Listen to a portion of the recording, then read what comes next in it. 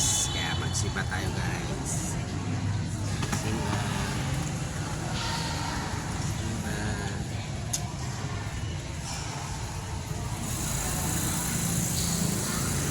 Alas 4 pang simba guys. Hindi talaga yung sabi ko dyan.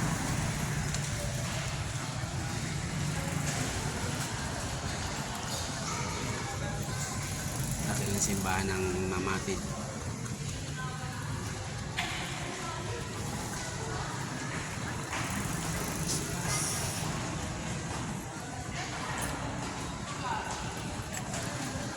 Araw ng linggo ng Palaspas.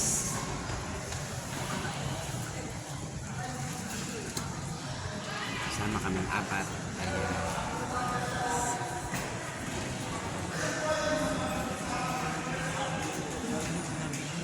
Bilog na bilog. Bilog na bilog.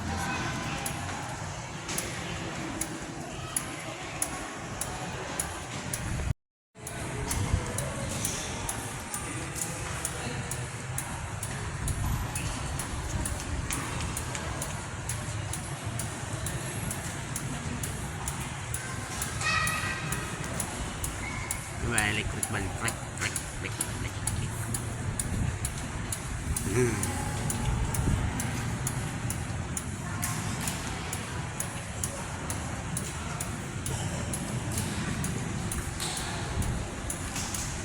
Tapos guys,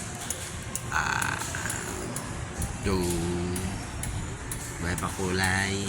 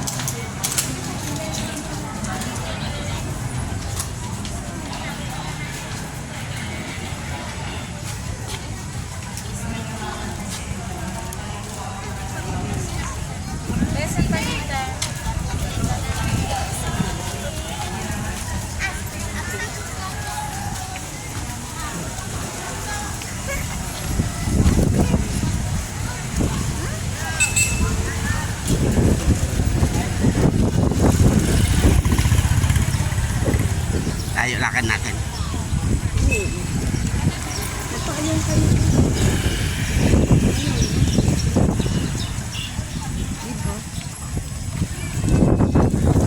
Sama tayo sa ano guys, sa posisyon. Sa parada. Sa parada.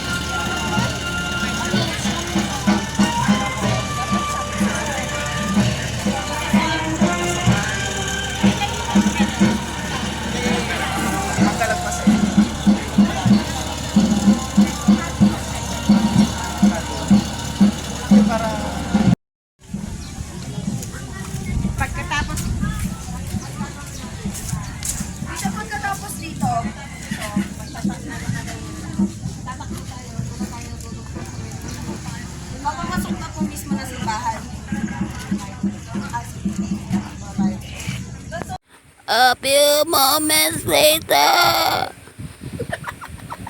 Ang Panginoon, mga minamahal na kasapit, limang linggo na tayo naghahandang sarili para sa pagdiriwang ng Pasko ng pagpapakasakit at pagkabuhay ng Panginoon.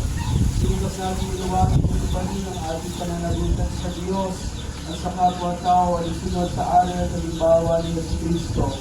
Kaysa ng buong simbahan, sinisimulan natin ngayon ang mga mahal na araw. Si Kristo ay matagumpay na pumasok sa kanyang lungsod upang tuparin ang kanyang gawain bilang Mesiyas, ang magpakasakit, mamatay at muling mabuhay para sa ating kaligtasan. Kaya hindi natin saliwain sa alaala ang kanyang pag-aali ng sarili para sa kapwa at sundan natin siya ng may buhay na pananampalataya. Kaysa Jesus sa pagdurusa sa krus, tayo nawa ay makahati niya sa kanyang pananaig sa kamatayan at sa kanyang bagong buhay. Manalangin tayo. Ang manaming makapangyarihan, ang mga palaspas na ito ay iyong pagpalain at pabanalin upang sa masaya naming pagbubunyi sa Mesiyas na aming hari, sa aming masundan at sa pamamagitan niya ay aming sapili ang hindi magmamaling na lungsod ng Jerusalem na kanyang pinagaharian kasama mo at ang Espiritu Santo magpas sa walang hanggan. Sunayin niyo ang Panginoon. Ang mabuting balita ng Panginoon ay kay San Marcos.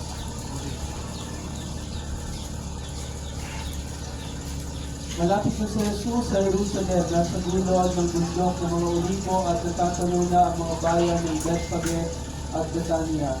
Pinauna ni Jesus ang dalawa sa mga alagad na sinabi sa kanila, "Punta kayo sa susunod na layo. Sa pagpasok doon, makikita ninyong nakatabi ang isang bisirong asto na hindi pa nasasakyan ng luman. Kalagin ninyo at dalhin dito. Kapag may nagtanong kung bakit pinalagin niyo riyon, sabihin ninyo kailangan ito ng Panginoon at ibabalik niyo na ito." Kaya lumakad nga sila at natatuan nga nila ang asto sa tabi ng daan. Nakatabi sa may pintuan ng isang bahay, nang pinilagyan nila ang hayop, pinulong sila ng ilan sa mga nakatayo roon. "Bakit ninyo kinakalagyan?" Sumagot sila gaya ng bilin sa kanila ni Jesus, at inayaan sila umalis. Dinila nila kay Jesus ang bisirong asto, at matapos isapin sa likod nito ang kanilang mga balabay, itong sinakyan ni Jesus. Maraming nagdatang ng kanilang mga balabay sa daan. Ang iba na may tumutol ng madahong sanga ng kahoy at siyang nilatag sa daan. Ang mga tao sa unahan at ulihan nila ay sumisigaw ng Hosanna, pagpalain ng dumarating sa ngalan ng Panginoon. Pagpalain nawa ang kaharian ng ating amang si David na muling itinatag. Purihin ang Panginoon. Ang mabuting balita ng Panginoon. Mga minamahal na kapatid, tularan natin ang mga tao na nabuni kay Jesus.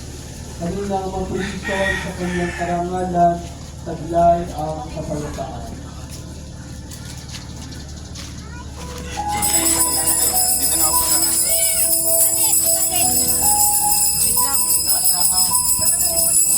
Dadalang.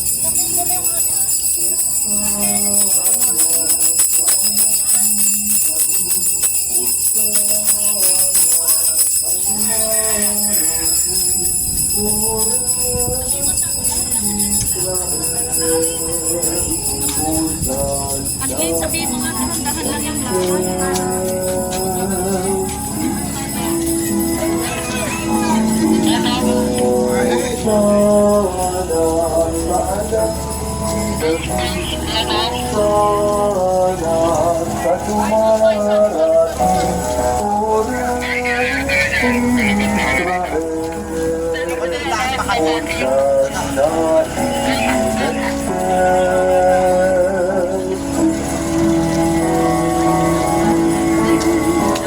Magsunod sa Jerusalem, salubungin ang hari ng kanan, mga tela'y bilat at sagaan, malaspas ay ibagaywan.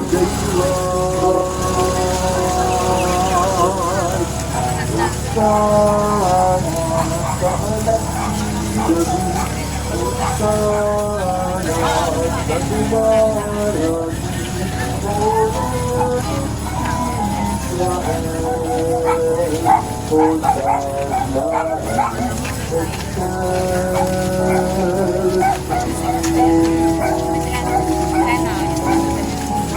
Salamat sa iyong pagdating.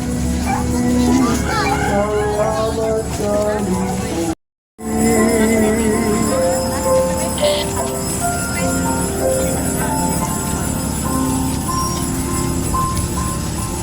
Excuse me po, excuse me.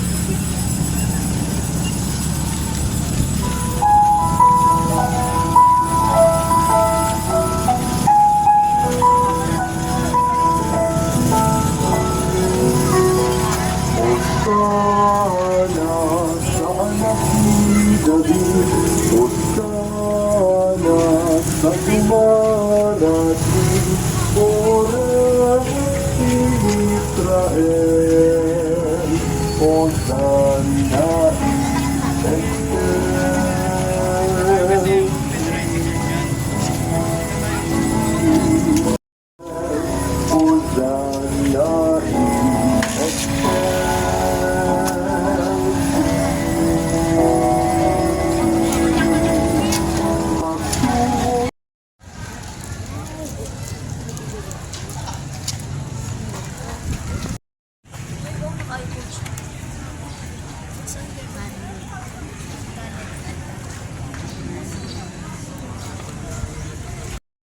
Pag mo sa pagdiriwang ay aming kamtin ang kanyang ulirang pagkamatiisin at ang pakikisalo sa pagkabuhay niyang maningning sa pamamagitan niya kasama ng Espiritu